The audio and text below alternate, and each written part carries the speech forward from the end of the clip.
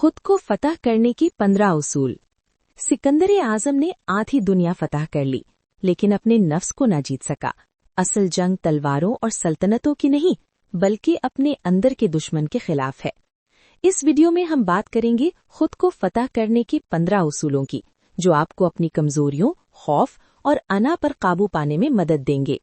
अगर आप अपनी जिंदगी को बदलना चाहते हैं तो ये उसूल आपके लिए हैं।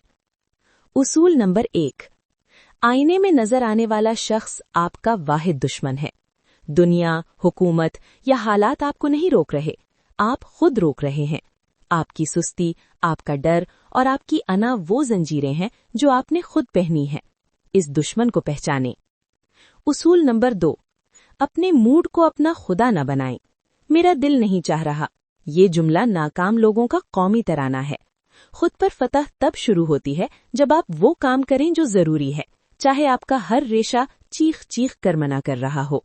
नज़्मो ज़ब्त जज्बात का कातिल है। उसूल नंबर 3, जिस्म एक अच्छा गुलाम लेकिन जालिम आका है। अगर आप अपने जिस्म की सुनेंगे तो ये हमेशा आराम, नींद, जिनसी लज्जत और ज्यादा खाना मांगेगा। अपने जिस्म को हुक्म दें, इससे दरख्वास्त न करें। जब दिमाग कहे उठो तो जिस्म को उठना ही पड़ेगा। उसूल नंबर 4, फौरी लज्जत यानी इंस्टेंट ग्रेटिफिकेशन को जहर समझें। जो चीज फौरन मजा देती है, जैसे सोशल मीडिया, फास्ट फूड, फहाशी, वो आपकी कुव्वते इरादी को दीमक की तरह खा जाती है।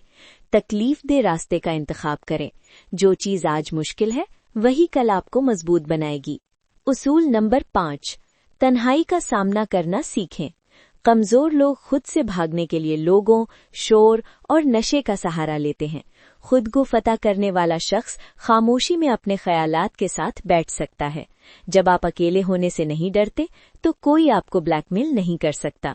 उसूल नंबर 6, अपनी अना यानी ईगो को रोजाना कत्ल करें। ये अना आपको ये झूठ बोलती है कि मैं मुकम्मल हूँ। ये सीखने और बदलने के रास्ते में सबसे बड़ी रुकावट है। अपनी गलतियों को तस्लीम करना और खुद पर हंसना सीखें।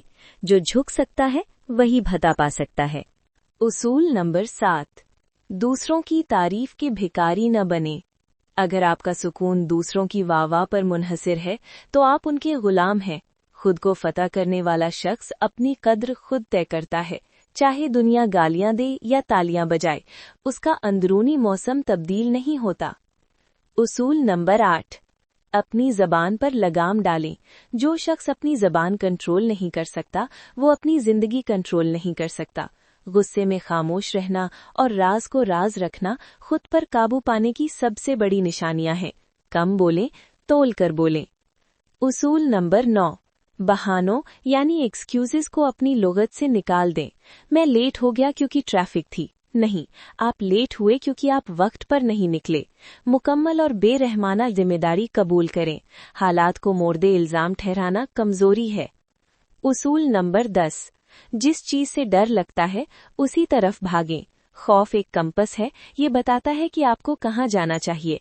अगर आपको स्टेज पर जाने से डर लगता है तो अब आपके लिए स्टेज पर जाना फर्ज है। खौफ का इलाज सिर्फ अमल यानी एक्शन है। उसूल नंबर 11, खुद से किए गए वादे मुक़द्दस है। जब आप कहते हैं मैं कल सुबह वर्जिश करूंगा और फिर नहीं करते तो आप अपनी नजरों में अपनी साख गिरा देते हैं। खुद से किया गया वादा तोड़ना खुदकुशी के मुतरादिफ है। उसूल नंबर 12, माजी के पछतावों का बोझ उतार फेंकें। माजी एक मुर्दा लाश है, इसे कंधों पर उठाकर चलने वाला कभी तेज नहीं भाग सकता। अपनी गलतियों से सीखें और आगे बढ़ें। खुद को माफ करना खुद को आजाद करना है। उसूल नंबर 13, नहीं कहने की ताकत हासिल करें। लोगों को, दावतों को और फजूल कामों को नहीं कहना सीखें। अगर आप हर किसी के लिए दस्तयाब हैं तो आप अपने लिए दस्तयाब नहीं हैं। अपनी हुदूद यानी बाउंड्रीज का मुहाफिज बने। उसूल नंबर 14, अपनी मौत को याद रखें।